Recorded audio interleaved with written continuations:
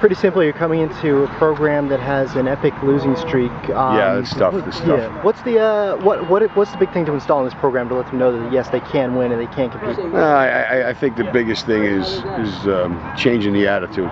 You know, right now I find that the kids are expecting things to happen. They're waiting for something to happen. They got to learn how to make things happen.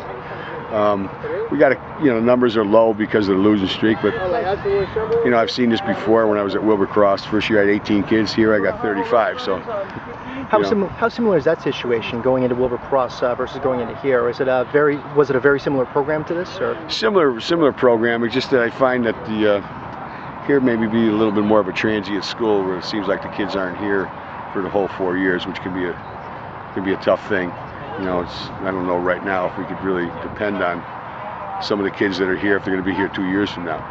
But I know in the past it's been more of a transient school than Wilbur-Cross was.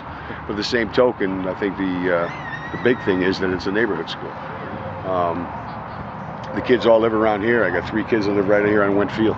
So they live here, where at Wilbur-Cross they would bust in from all over the city. Now obviously that's, even though you don't have a field at the school, you have to come here to Went Field, but you do have kids living in the neighborhood. Is that any kind of a problem, like not being able to have the facility right at the school? Or? Actually, I love this field. I've really found it to be a joy coming here. We've made friends with all the people that hang around the field here.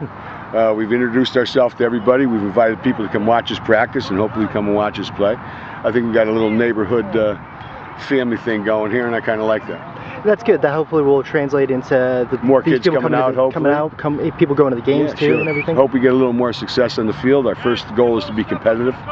Once we were competitive and they realize they could play with the other teams, then the wins will come. Now, what do you got in returnees coming this year? Do you have a lot of players coming back, or a lot of new players, or kind of a mix? I'd say if I got 34 kids out here, I think 17 are new kids that never even played the game before in their life.